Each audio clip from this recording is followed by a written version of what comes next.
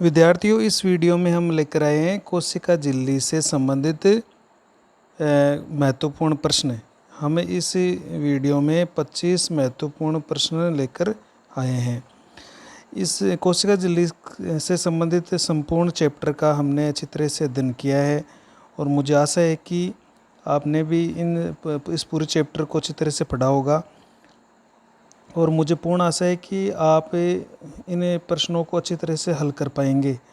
तो आज मैं ये कहता हूँ कि आप इन सभी प्रश्नों के उत्तर खोजकर मुझे कमेंट सेक्शन में इन सभी जो 25 प्रश्न हैं, इन 25 प्रश्नों के उत्तर कमेंट सेक्शन में मुझे केवल उत्तर लिखकर भेजें और हम नेक्स्ट वीडियो में इन सभी प्रश्नों के विस्तार चर्चा करते हुए इनको उत्तर निकालने, इनको हल करने का प्रयास करेंगे। तो इसके लिए हम नेक्स्ट वीडियो लेंगे। तो अभी इस वीडियो में केवल आप इन प्रश्नों का उत्तर खोजने का प्रयास करें, जो कि पूरे प्रश्न है कोशिका झिल्ली से संबंधित है। तो मैं इन प्रश्नों के बारे में एक बार आपको बता देता हूँ कि जैसे पहला प्रश्न है एक कोशिका की सबसे भारी जीवित सीमा कौन सी है। दूसरा प्रश्न है कोशिका झिल्ली का निर्माण कौन से पदार्थों से होता है। तीसरा प्रश्न है कि कोशिका झिल्ली से संबंधित सर्वाधिक मान्य मॉडल कौन सा है। तो हमने ये मॉडल पढ़ा था। चौथा प्रश्न है सुमेलित कीजिए। आपको इन जो मॉडल्स है, सिद्धांत या मत है, उन किस वैज्ञानिक ने कौन सा मॉडल दिया था उसके बारे में आपको इनको सम्मिलित करते हुए सही उत्तर को छांटना है। पांचवा प्रश्न है कि इकाई कला मत के अनुसार कोशिका झिल्ली की जो इकाई कला है उसकी मोटाई कितनी होती है। तो ये भी हमने पढ़ा हुआ है।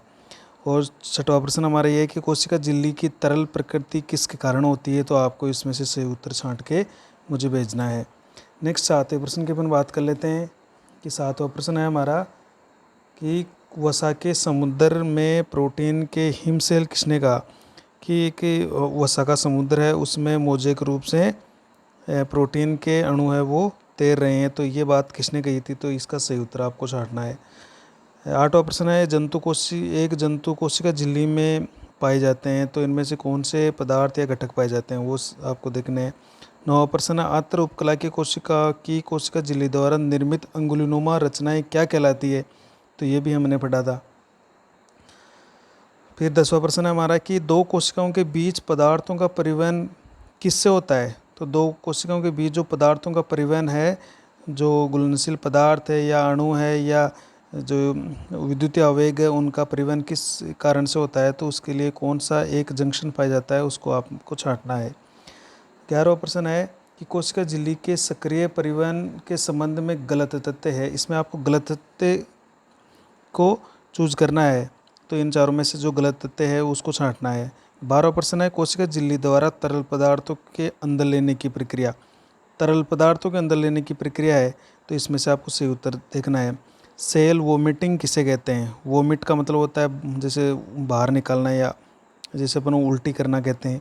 तो इसमें से आपको इसको सही उत्तर छांटना है। सेल ईटिंग किसे कहते हैं। ईटिंग मतलब होता है खाना। तो सेल ईटिंग प्रक्रिया कौन सी प्रक्रिया को अपन सेल ईटिंग भी कहते हैं। 15वां प्रश्न है हमारा कि कोशिका की पहचान करने और ऊतकों के मिलान के संबंध में। कोशिकाओं की पहचान कर लें और जब अंग प्रत्यारोपण होता है तो उस समय ऊतकों का मिलान बहुत आवश्यक होता है।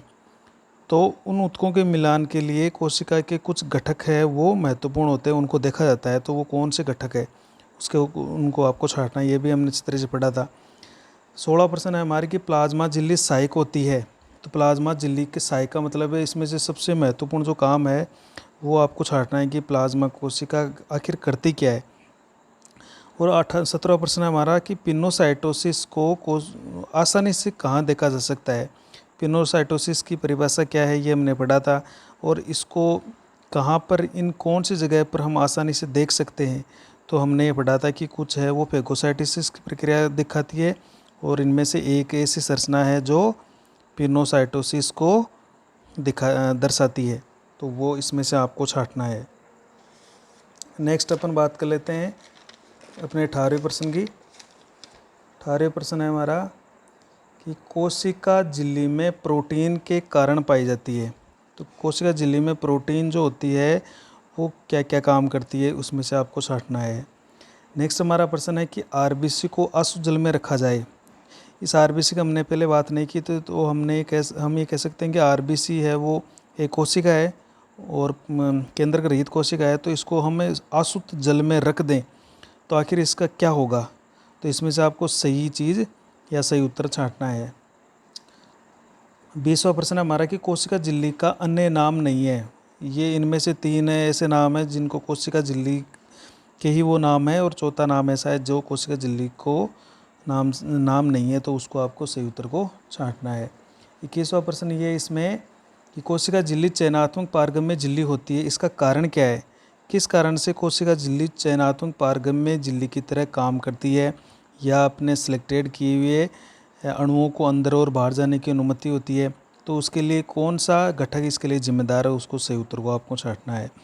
22वां प्रश्न ये है कि नीलहरी शैवालों की जो कोशिका झिल्ली है उसके अंतर्वलन को क्या कहते हैं। नीलहरी शैवाल की जो कोशिका झिल्ली है वो अंदर की तरफ इनर फोल्डिंग होकर कौन सी संरचना बनाती है, तो आपको इनमें से सही उत्तर को छांटना है। फिर एक महत्वपूर्ण प्रश्न है 23वां कि कोशिका झिल्ली का तरल मोज़ेक मॉडल जो कि सिंगर और निकोलसन ने दिया था, और रॉबर्टसन का जो इकाई कला प्रतिरूप है वो एक दूसरे से कैसे भिन्न है। हालांकि दोनों एक ही बताते हैं कि वो प्रोटीन और वसा के बने हुए हैं, लेकिन फिर भी दोनों में भिन्नता है। तो वो जो अंतर है, मुख्य अंतर है, वो आपको इसमें से छांटना है। एक महत्वपूर्ण प्रश्न है ये। 24वां प्रश्न है अपना कि सर्वप्रथम किसने बताया कि कोशिका झिल्ली प्रोटीन व वसा से बनी है। तो सबसे पहले बात ये किसने बताई थी, तो इनमें से आपको सही उत्तर छांटना है। तो हमने इसके मॉडल पढ़े थे, उस मॉडल में से आपको देख के, उस वीडियो को देखकर आपको इसमें आसानी से छांट सकते हो आप।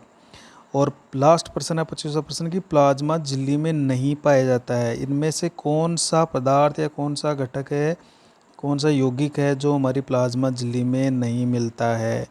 तो आपको ये इन सभी 25, मुझे आशा है कि आप इन सभी प्रश्नों के उत्तर है वो आसानी से दे पाएंगे। तो आप कमेंट सेक्शन में इन 25 प्रश्नों के उत्तर है वो लिख के मुझे भेजें। और नेक्स्ट वीडियो में जो हम इसके बाद में अपन पढ़ेंगे साइटोप्लाज्म वाले वीडियो के अंदर हम इन प्रश्नों के सबसे पहले चर्चा करेंगे, फिर साइटोप्लाज्म को पढ़ेंगे। ओके।